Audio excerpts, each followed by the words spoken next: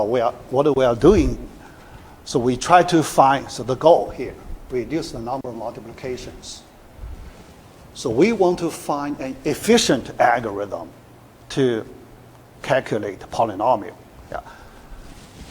How to make it efficient? Yeah. After we did a lot of analysis work, so now we get this point. We want to reduce the number of multiplications significantly. Yeah. A lot. Yeah. Not just a little bit. Yeah. Quite a lot. Yeah. Our goal. So we did our first simple example. When n equals 2, our data size here we call it data size. Yeah. So later I need to explain this data size a little more. Yeah. Here, the first time we use this concept. Yeah. The data size is 2. Yeah. Yeah. Actually, you can argue when n equals 2, there are 3 elements, right, in the coefficient array. So strictly speaking, we should say 3. Yeah, because number of elements in the given array, that's the data size. Yeah. Yeah, but here, just one difference. It's not a big deal. Yeah. Let's just take n equals 2. Yeah. In that case, what we can improve from 3 multiplications to 2 multiplications. That's the best we can get. The best we can get. Okay? One difference. Not much. Yeah. But the reason is when the data size is small, we do not have much room to improve, right? Yeah. So when the data size is very large, then we have a lot of room to do the improvement. So this method is very promising. Very promising. Okay? All right? So let's keep going. Yeah. Along this direction, let's do another experiment. Yeah. Yeah. So we need to, because when we do experiments, we try our best to understand the problem. In problem solving, understanding is very important. The better you understand the problem, the better you solve the problem. Now, here we want to understand our current problem more. All right, next.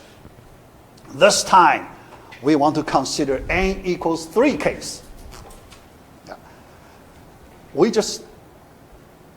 want to apply the same technique that we used when n equals 2. Same technique. Okay? All right. This time we consider P3 polynomial with 4 terms. 4 terms. Okay? Yeah. For the 4 terms, recall, what did we do in this situation when n equals 2? Yeah. Try to connect. We need to borrow our experience from the previous experiment when n equals 2. Can you get the point? Here, what should we do? The key to the success. What is the key to the success for n equals 2 case? Okay, all right. So key to the success, factorization, right? While we can improve our multiplication counting number, factorization, based on the factorization. Yeah, all right. So our decision, we take advantage of the factorization technique. We apply factorization technique. But when you apply this technique, you need to find a common factor, right? Common factor, that property. Yeah. So, tell me, how to find the common factor property here? Common factor property. Can you see any common factor property here in this example? What are those terms with common factor? Definitely, for all the 4 terms, there is no common factor, right? If you look at all 4 terms, no common factor. But if you skip the first term, is there a common factor? Yeah, let's skip it, yeah? Yeah.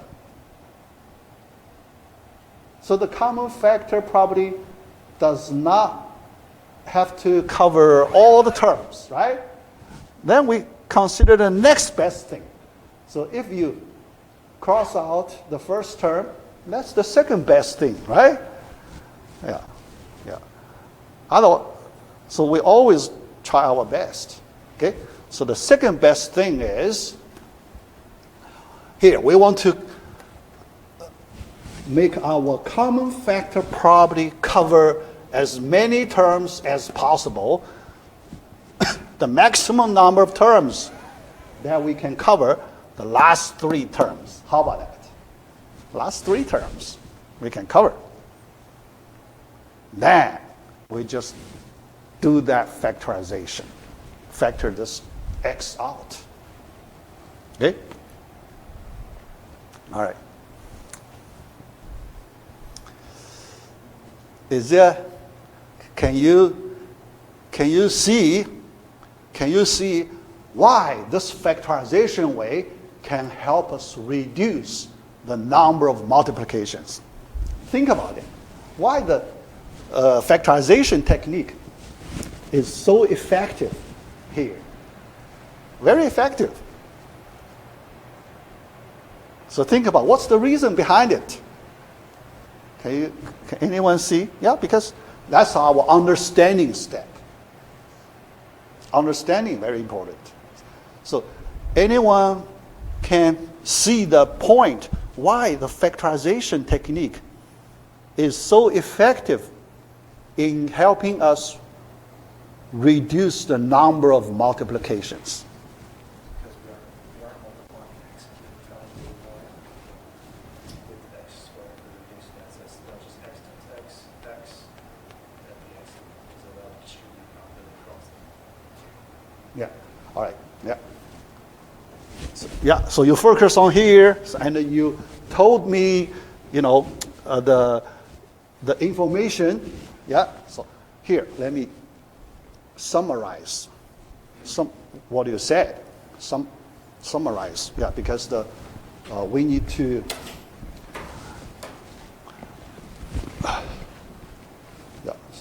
Yeah. So here, remember.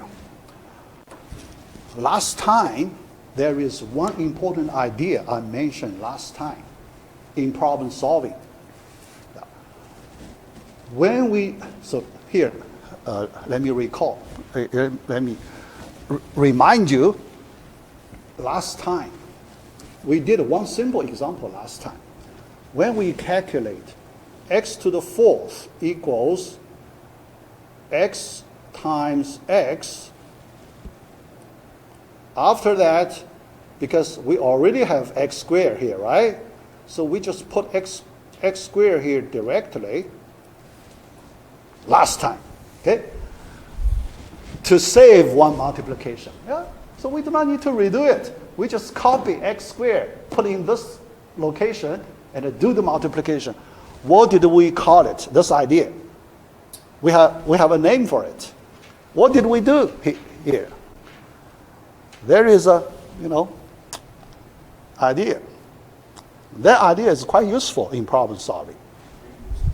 Reuse the resource. Yeah. So let me explain this idea. Reuse the resource.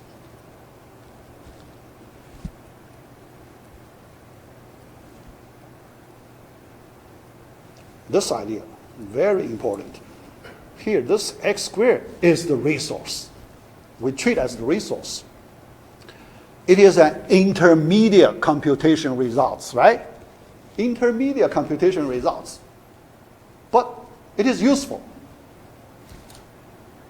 Our understanding on the resource, if it is useful, we treat it as a resource, right? Yeah, if it's garbage, we do not treat it as a resource. Yeah. Something useful for our computation. So that's the resource. Okay? So here we reuse the resource. That's the idea, basic idea. All right. Here, there is a similar situation. Reuse the resource. But here, slightly different. See here, this place, I want to extend reusing the resource idea. Reuse, So when you reuse the resource, basically, you share something, right? Yeah. So two different places. Yeah, here, our understanding. These two different places, they share the same operand, right? So there is a sharing. There is a sharing view. Sharing view, okay? All right. So here, let's use the sharing view. Yeah. So reuse the resource, that's one point of view, but we can take a different point of view, right? So in problem solving, many times we need to take many different points of views. Views, many different. So reuse resources one. This time I want to use the, resource sharing view. Okay, resource sharing view. So for this example, what we are doing is, how about square sharing? Basically, we share the same square, right? So this place, what do we do? So we share a square. Okay? This idea, share a square. Okay? Yeah. The reason we can improve our computation because we share certain operations, square operation. Yeah. In that example, we share square operation. Square is one operation, right? So we share square operations. All right. Then this place. By factorization, we share multiplications. How about that? Use these three terms, they share the same multiplication, right? By factorization. So here, they share, three terms share one multiplications. How about that? Okay? Now, the conclusion for this analysis, this portion analysis, the conclusion is, for the question, what question? The question, why factorization operation can help us reduce the number of multiplications? Because by factorization, we can share certain multiplications. Yeah, we share this multiplication. Okay? Yeah. The more operation sharing you can explore, the better the final result. Okay? That's the idea. All right? Yeah. So let's follow this thinking. Okay? Yeah. Continue. We want to do more sharing. Okay? So this is the first round. Let's go to the second round. Can we do more sharing? Yes. Multiplication sharing? Yeah. Because the last two terms, we can still do another sharing, right? Yeah. So let's do another level of multiplication sharing. We can say more. Okay? Yeah. Yeah. The more sharing, the more improvement we enjoy, right? Yeah. So that's the end, right? Because we can do no more, right? Yeah. Yeah. So we have to stop at some point. Yeah. Now let's do the counting. Yeah. All right. Here, you can see. Yeah. Later I will summarize something interesting. Okay. All right. Now let's do the counting. Yeah. So I talk about this after this. Yeah. So here, yeah. Did I say something here? Yeah. So here, I didn't give you. Because we need to know how many multiplications in this new method, right? Yeah. So let's do the counting. 1 here, x times the whole parenthesis, that's 1 multiplication. All right? So the second one, this another x times inner pair of parentheses, that's our second multiplication. Yeah. This innermost term, a3 times x, that's the third multiplication. So the total number of multiplication, 3. Before factorization, how many multiplications do we need? 6, yeah? So, you know, so this time we do our reduction from 6 to 3. Is it much better? Yeah? Yeah, from 6 to 3. Yeah. Versus from 3 to 2. Yeah. Yeah? So you can see more reduction. Okay? More reduction. Yeah. All right. Then, after our second example, now I want to do another summary here. Yeah. Some very interesting, useful idea I need to summarize at this point. All right. So what's that? Apply certain method as much as possible. What we just did, we apply certain method. What method? Factorization method, right? The certain method in our current example, that's the factorization method. Okay? We apply factorization as much as we can, right? Yeah. First round, not enough. We want to apply more. And the second round, and no more factorization. After second round, no more factorization. Then we have to stop, right?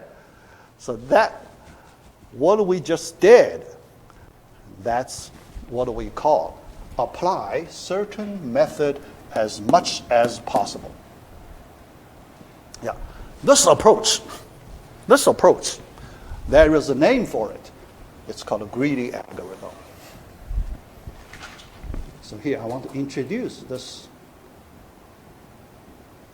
interesting type of algorithms, greedy algorithms. Yeah. So this topic is in our chapter 8. Yeah, pretty late, chapter 8. Yeah, because in this example, we already used this idea. So I want to give you a simple introduction on this algorithm, greedy algorithm. Yeah. All right, so later we have several places we need to apply this greedy algorithms. The idea is apply certain method as much as possible. That's the, greedy behavior, right? Yeah, yeah. So that's the name for it. Yeah. Yeah. All right. Yeah. Later we will study this method more. Yeah. All right. Not done yet, because our goal, we want to solve the whole problem for the general case, right? Yeah. We just did 2 simple examples. We want to completely solve this problem. So we need to target the general case. For the general case, how to apply the factorization technique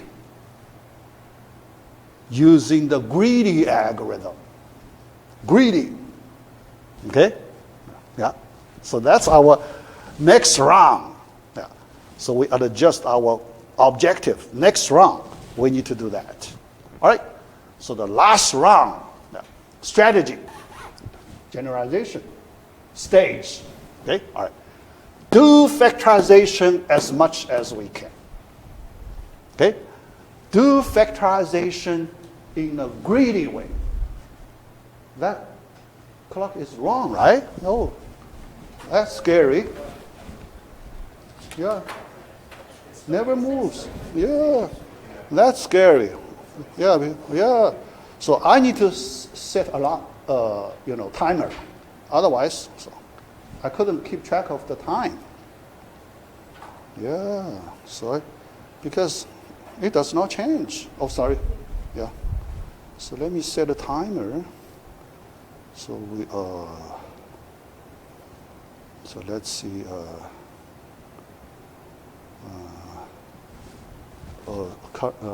6:02, 33 minutes, 43 minutes. So let me say 41 minutes, okay? 2 minutes before 45. 41. Start. Yeah. All right, yeah, otherwise. Yeah. All right. Yeah. All right. Greedy idea. Okay? Yeah. The first time we apply this greedy algorithm. Yeah. All right. First, let me show you some important properties of this greedy algorithms. Yeah. Simple properties. Yeah. All right. Apply some property as much as we can at each step. Yeah. So here. Because when you solve the problem, you need to do it step by step, right? Yeah. So each step, we apply our greedy strategy. There is a greedy strategy, okay? Yeah, later I will talk more about the greedy strategy. So each step, we apply the greedy strategy, okay? Step by step, from beginning to end. So that's the basic process of greedy algorithm, all right? But here, important property for this method is this: when we apply greedy strategy at each step, we do the best we can locally, because each step is a local data processing, right? It's not a global data processing.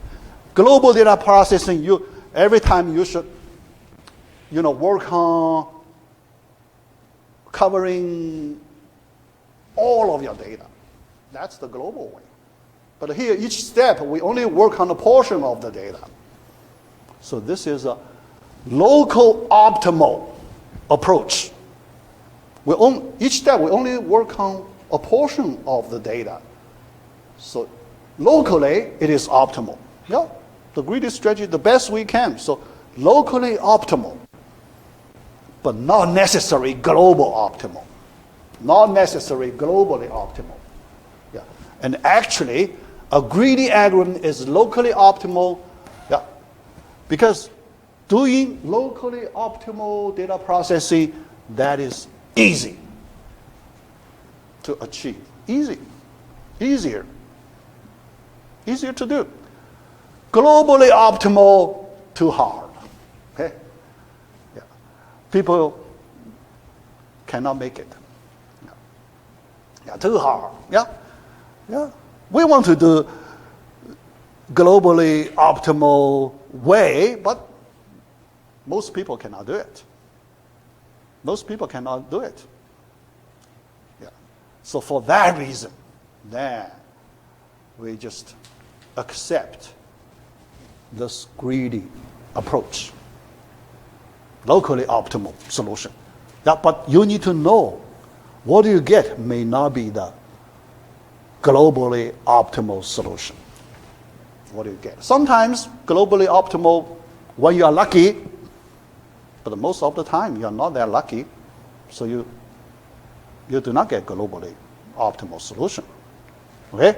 So that's the main property. When you apply, so you need to, in your mind, so you may not get an optimal solution. Yeah. So you need to do some further study to make sure if it is a globally optimal or not. Yeah. All right. Now we are ready to apply this greedy algorithm on the general polynomial. Okay? So let's do still step by step. Yeah, each step, we do the locally optimal data processing. Okay, all right. Yeah, yeah. But we have experience from the previous two examples. Let us just try to do the similar, do some analogy thing here. Okay, all right. But we write it in a general way. So we write it. Factorization in several rounds. Yeah. A sequence of rounds like this. Okay? The first round, second round, third round, and so on. Okay? Can anyone tell me how many rounds do we apply the factorization operation? Can anyone tell me? Do counting. Here, we need to do counting. Counting what? We want to count the number of rounds of factorization operation. Anyone can? N? Correct. N minus 1. Can you explain to other students why you get N minus 1? Because I saw the examples. Yeah, oh, yeah. She used, example, n equals 2 and n equals 3. Great. Yeah, actually, this is the way people frequently use in problem solving. That's called induction. Okay? No problem. Induction. Yeah, induction is one important method people use in problem solving. Induction. Okay? Yeah, no problem. Yeah, good way. So induction way. Okay? All right. So here, induction. Induction way, you get an n minus 1 factorization. Okay? All right. Here, I use another way. All right? Another way. Another way, mainly I want to do practice. In the previous lecture, which one? Yeah, the last one. Yeah, the Monday's lecture. I introduced the one counting method. Okay, here I want to use that one. Okay, so we review. Yeah, in Monday's class, we did one counting method called counting by reference. So still remember? Find the reference objects, then one-to-one correspondence, then object 1, object 2, right? One-to-one correspondence. Object 1 hard to count, but object 2 very easy to count. Here, let me apply that one to show you because we want to practice. Okay, review. All right. We need to find reference object. So our goal, yeah. So the object 1. So here, what's the object 1? Object 1, factorization. Factorization. One factorization is one object. Okay, object 1. We want to count the number of factorizations. Okay, relatively hard to count, right? Because this ellipsis thing gives us hard time to keep track of the data, right? Yeah, how to keep track of the data. So when we count directly, we get lost. Okay, we get lost. All right, then we need to get help from different set of mathematical objects. The subscript. Okay, all right. So the first factorization corresponds to the subscript of A1 coefficient. How about that? Okay. The second factorization corresponds to the subscript of A2 coefficient, and so on. The last factorization corresponds to A sub n minus 1 subscript, right? And this one, we do not treat it as factorization, right? One multiplication, because at least you need to have two terms, right, for factorization. Yeah, but one term, so we do not treat it as a factorization. All right. Now, let's list object 2 subscripts. That's object 2 list 1, 2, all the way through n minus 1, right? Last one, n minus 1. But the second set of objects, they take consecutive integers, right? It is very easy to keep track of consecutive integers. You won't get lost, right? When you count the number of consecutive integers, you won't get lost. Yeah. But for the first set of objects, you may get lost, right? Factorization, no numbers associated to those factorization. So you may get lost. Now we switch to another set of one-to-one correspondence. Okay? Yeah. But the number of subscripts here, n minus 1. Right? It's clear. Okay? Yeah. Try to master this effective counting method. Okay? Yeah, pretty effective. All right? Yeah. Let's continue. Yeah. All right. Yeah. So this method, yeah, now, yeah, this method, it's a well-known method. Okay? Yeah. Horner's rule. People call. Yeah. So this formula, do the multiplications in this way when you evaluate a polynomial. Okay? Horner's rule. Look at that. Okay? Yeah? Yeah. So we complete it. Yeah. All right? Yeah. How many multiplications? Now this formula, when we come number, because there is one more. Okay? The last multiplication, we do not count it when we count the number of factorizations, but when we count the multiplications, we need to count the last one. Okay? So the answer is n. N multiplications. See? So when we apply Horner's rule to evaluate a polynomial, the number of total multiplications is this n. It is n. Okay? Can you see the big improvement? Can you see the big improvement? Yeah. So you may not realize how big is the improvement. Yeah. Let me remind you. The number of multiplications, if we just use our brute force method. Oh.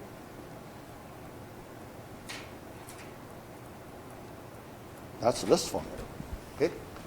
1/2 times n plus 1. That number. Now, you compare. How big is the difference? Okay? Yeah? All right. So next, I want to do the comparison. Okay? So it's the visualize performance improvement. Yeah. I want to show you concrete examples to give you impression how big is the improvement. Yeah. B.4. Okay, all right. Yeah. Yeah. So let me show you the simple examples. Yeah. All right. Because if you do the comparison based on these two formulas, you cannot see clearly, right? You know, the difference is pretty big. But if I ask you how big it is, nobody can feel about it, right? Yeah. Because it's too abstract. You cannot feel about it. Okay? Just their formula difference. What do you see is the formula difference. Yeah. Yeah. Yeah. So we want to do work on some concrete. Yeah. All right. So what do we want to do? We want to try some concrete examples. Yeah. So what kind of example? The first one, let's look at the special case when n equals 1,000. 1,000. Yeah. Some big number, right? Yeah. So in our daily life, we do not need to deal with this large polynomial, right? Yeah. But if you do some big data work, so then it's not too big. Okay, it's not too big. Yeah. All right. So n equals 1,000. Let's compare the difference of these two numbers. Yeah. Horner's rule, we need 1,000 multiplications. The brute force method, we need 500,000. You plug in. So actually here I use the approximation. Yeah. I didn't use exact. Okay. Yeah. So 1,000, 1/2, 500, and here I do not use 1,001. I just use 1,000 for simplicity. Okay. Yeah. So then approximately 500,000. So not exact. Yeah. But this number is easier for comparison, right? Yeah. So I use approximation number. Easier for comparison. Now let's look at the ratio. What is the ratio between these two numbers? 500 to 1. 500 to 1. Is that a big difference? Yeah, it's a big difference. Yeah. Yeah. If you apply Horner's rule, the amount of time you need comparing with the brute force method, you just need 500th amount of time of the older method. How about that? 500th of the time. Is that big improvement? Yeah, so that's quite significant. Yeah, huge improvement. Let's do one more example here. When n equals 1 million. Much larger. Yeah. Yeah. Because in the big data era, okay, AI, satellite data, in that level, it's possible you need to deal with this amount of data, right? Yeah. Imagine that. Okay? 1 million data items you need to do processing. Okay? All right. Then let's compare these two numbers. When n equals 1 million, you plug in 1 million. Yeah. We still use approximation, not exact. Okay? 1 million here, 1 million here. Then 1/2. Approximation. Let's approximate this number. Can you tell me how large is this number? This many zeros. How large it is? Trillion or not?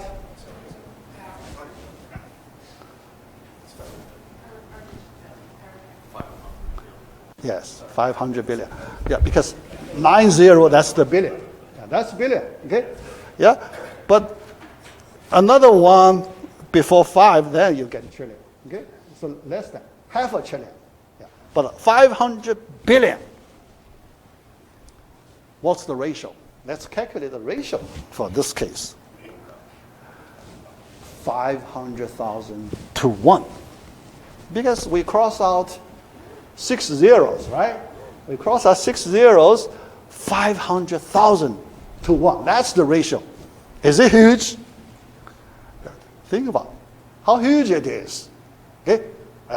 So you just look from these two numbers, you'll feel it's huge, but I want to move another step forward. I want to use our real life experience to see the huge difference.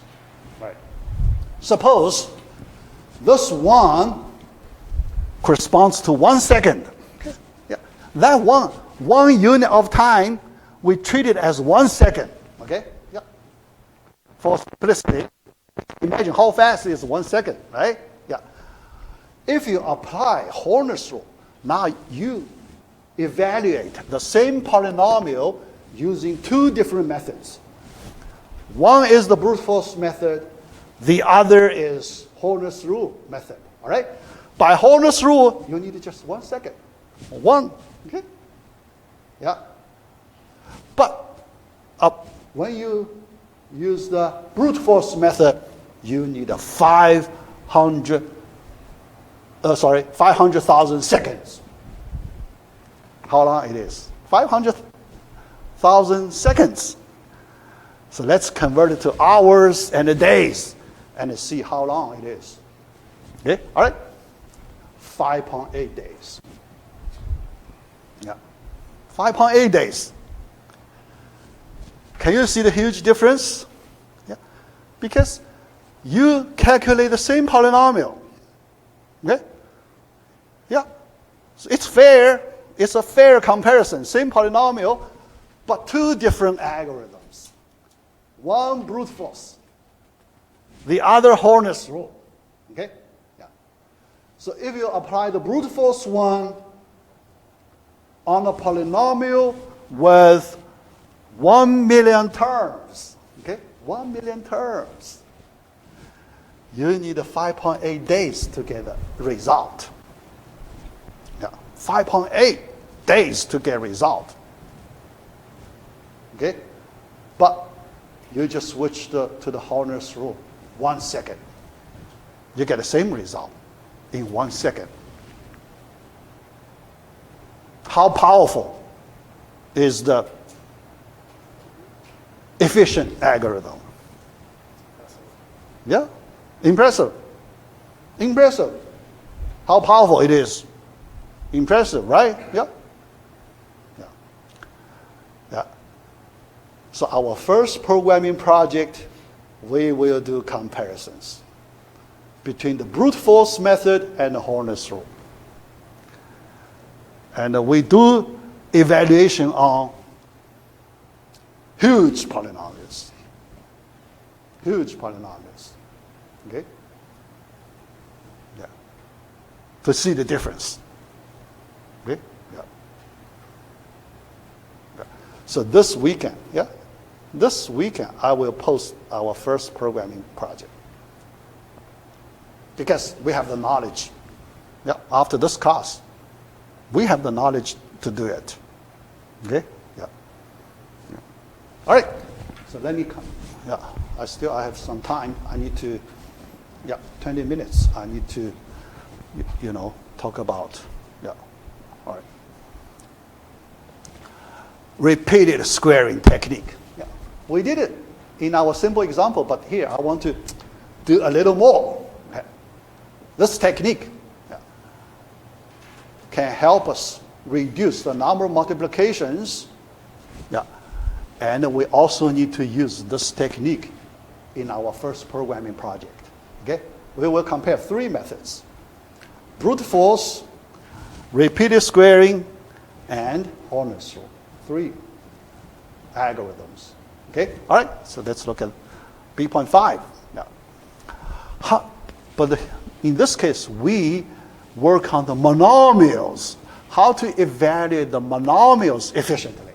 So not a polynomial, only one term. So this is monomial, given x to the n, monomial. How fast, what is the best way to find the answer of this monomial? Okay, all right? Yeah. Efficient way.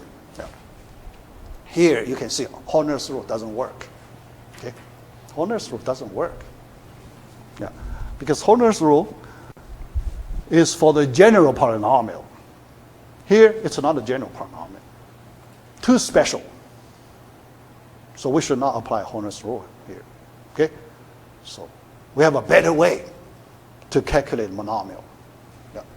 The idea, we did it before,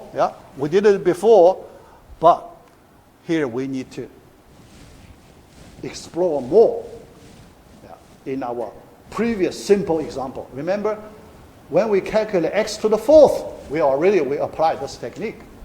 X to the 4th, we did it. We share the square operation, right? Yeah? So here, we just do more square sharing. Okay? More and more square sharing in a greedy way. Okay? We share squares in a greedy way, greedy approach. Yeah, here. All right. What do we have so far? Yeah, by Horner's rule, yeah, general polynomial. Yeah, yeah. But here, the thing is, if your polynomial is not general, then Horner's rule may not be the best. Okay? Yeah. Yeah. All right. So for the special cases, yeah, we need to use the special properties. We need to take advantage of the special properties to help us do better than the Horner's rule. Okay? All right. Yeah. Now let's consider special case. Yeah. Yeah, we did this before. Okay? Yeah? So, two multiplications by square sharing. Yeah. But now we want to apply the similar idea to work on all the monomials. Now, to work on all the monomials. That's our goal. Yeah. Monomial. Yeah. All right. Yeah. So it's, yeah. So that's the old, simple example. Yeah. We just share, two square operations. Yeah. All right. Repeated squaring. Okay. All right. Next, now we want to do as much as possible repeated squaring. Yeah. So first, let's consider when n is a power of 2, 2 to the k. Yeah. 2 to the k, special case. Yeah. So you evaluate this monomial. Yeah. Yeah. Let's do experiments. Yeah. Here. Yeah. Yeah. So let's, do experiments. Yeah. On list of data. Yeah. Yeah. 3 columns. Okay. All right. Yeah. When k equals 1, 2 to the k equals 1. So you calculate x squared, right? X squared. The number of multiplications you need, 1. Okay? Yeah. When k equals 2, you need to calculate x to the 4th, the number of multiplication you need, 2. Okay? Yeah. Another k equals 3, this time 2 to the 3rd, that's 8. So x to the 8th. So then the number of multiplications you need, 3. Because x to the 4th times x to the 4th equals x to the 8th. Okay? X to the 4th, you just take a square of x to the 4th, you get x to the 8th. Just one more than the previous number. One more. Okay? Another square operation. You get this one. All right? Yeah? And so on. Yeah. Keep going like this. Yeah. All right? So when k is a general number here, you need to calculate x to the 2 to the k, how many multiplications? How many multiplications? By induction. You can apply induction. How many multiplications? K. K. Yeah, the same number, right? The same number. Yeah, k here, k also here. Same number. Okay? All right. Now, so this method we call a repeated squaring. Yeah. Keep doing the square operation. Okay? The square operation. Keep doing that. Yeah. Yeah. All right? Yeah. Now I want to give you a special example when k equals 10. K equals 10. All right? Yeah. So 2 to the 10, 1024. All right? So the monomial is x to the 1024th. The monomial. Okay? Now we need to calculate this monomial, more than 1000. Okay? X to the 1024th. More than. The exponent number, more than 1000. Yeah. How many multiplications do we need? How many multiplications do we need? Yes, 10. 10. Yeah, because k equals 10. So the answer same as the k. Okay? Yeah. But that's under the condition you can apply repeated squaring operation. Yeah. But the improvement is huge, right? Is the improvement huge? Yeah. The exponent number from more than 1,000. Yeah. More than 1,000. The reduction, you reduce this number to 10. 10 is a pretty small number, right?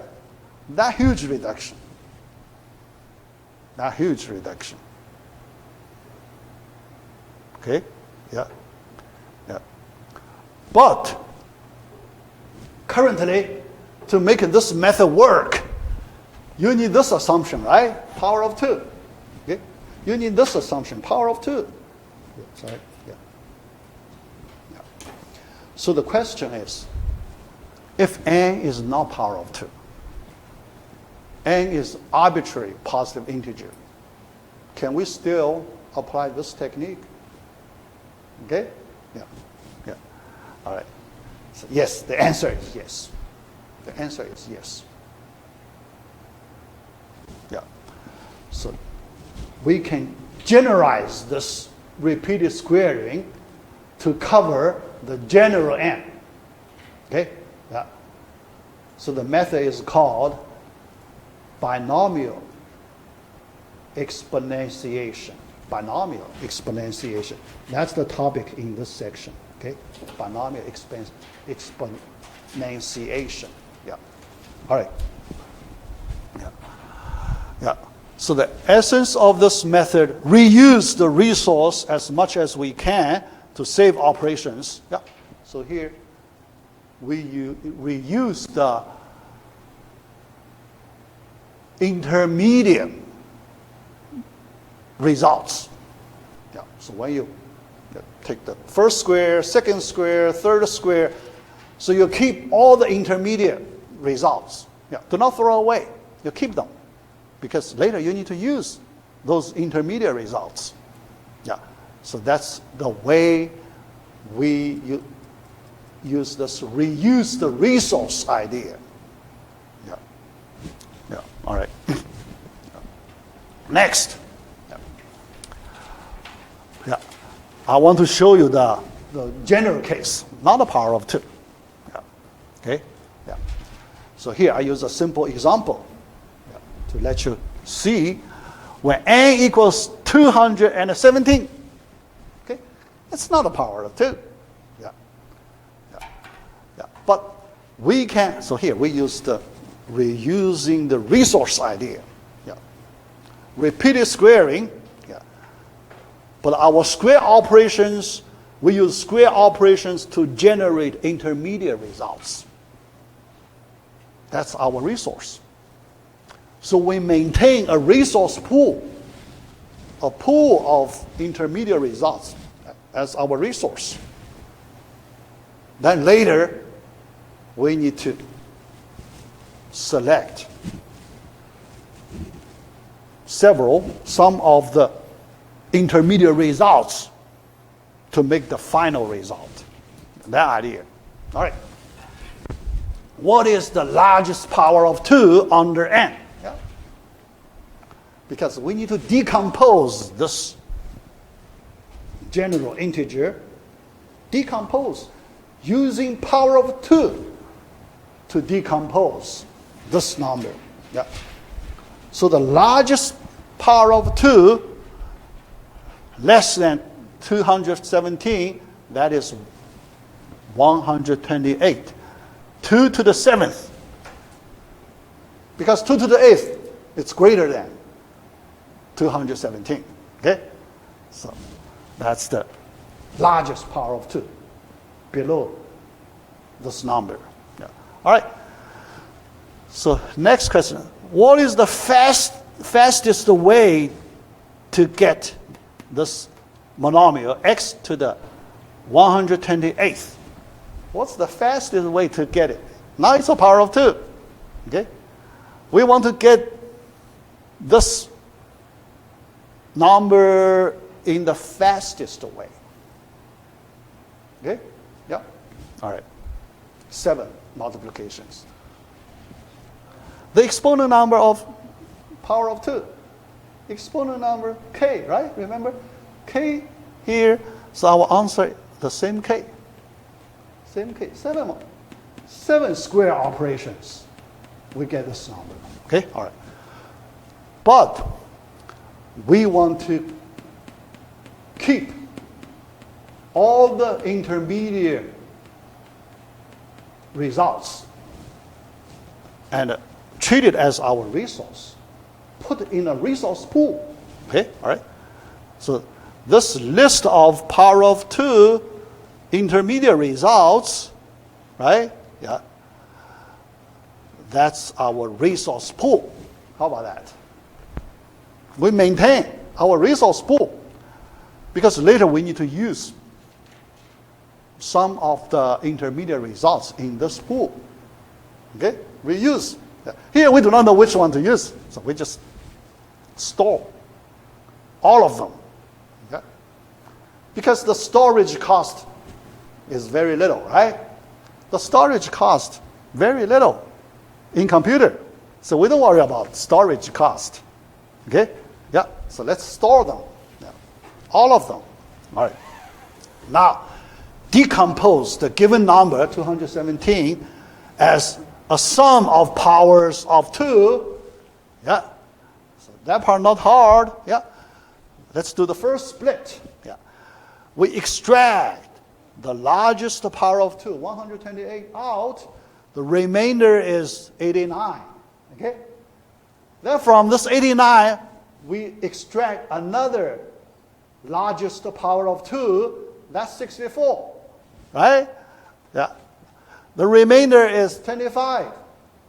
From 25, we extract another largest power of 2, that's 16. Okay? The remainder is 9. So 9 we split as 8 plus 1. 8 power 2. See? So here we can use all those different power of 2 numbers to represent any given integer. Okay? Positive integer. Here. Yeah. All right? Yeah. So, yeah. So based on this decomposition, yeah, we can write our final monomial result. X to the 217th equals, let's split in this way. Product of the operands, and each operand is a monomial with exponent power of 2. Exponent power of 2. Okay? Yeah. This one we can treat as special, yeah, because 2 to the 0, right? Yeah. Still power of 2, you know. Yeah. All right. Yeah. So then, can you tell me, based on this formula, can you tell me how many multiplications do we need to find our final result? Based on this formula, you do the counting. You do the counting. Can anyone tell me how many multiplications do we need? Okay? 20? 20? Yeah? Yeah. Try, everyone. If you have some idea, try it. Try it.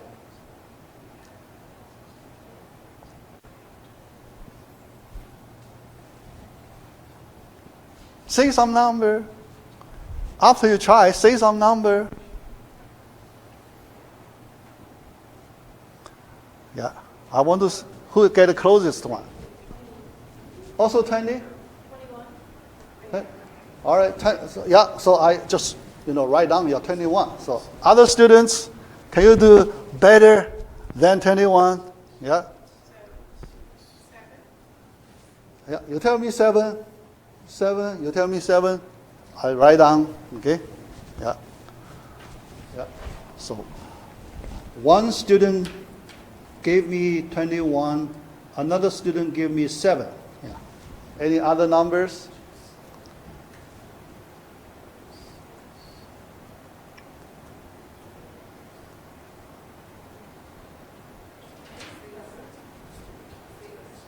6.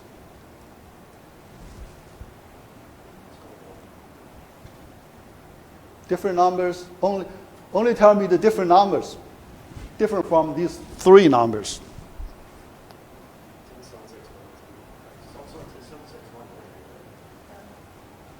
Yeah. Oh, okay. Yeah, let me put there. All right. Yeah, it's okay. It's okay. Yeah. Yeah. Yeah. Okay. Yeah. Yeah. 10 days. Okay. All right. Yeah. Yeah. Because I need to see how much time. Yeah. Only 1 2 minutes. All right. Yeah. All right. Let me. All right. So let me tell you the correct number. Okay. 11. 11. 11. So let me explain why 11. Okay? All right. So you use all these monomials. Okay? All these monomials. How many multiplications do you need to get these operands? That's the preparation step. In the preparation step, you need to do multiplications, right? So how many multiplications do you need in the preparation step? Let's get all these monomials ready. All these monomials ready. All these monomials ready. Is it? Look at here. Our pool, our resource pool. To prepare our resource pool, how many multiplications do you need? Already 7. Okay? So the preparation stage, 7. All right. Then after that, you need a few more, right? Yeah, more than 7, a few more. 1 multiplication, 2, 3, 4. 4 plus 7, 11. Yeah, right? Very simple, right? Yeah, yeah, yeah. Very simple. Yeah, 7 plus 4, 11 multiplications. Okay. So by repeated squaring, we can calculate in this way. Okay? This method we call the binomial exponentiation. Yeah, there is a name for it. Yeah, later we have pseudocode to do in this way. Pseudocode. Okay? Yeah, so we can write a program, calculate monomial using this algorithm. Okay? So that's part of our programming project number 1. Okay? All right. So you can start working this weekend after I post the project description in Canvas as our first assignment. Okay? First assignment. Yeah. Quiz 1, second assignment will be the next week. The end of next week. Second assignment. The first month programming project. Second quiz. All right, that's it. Yeah.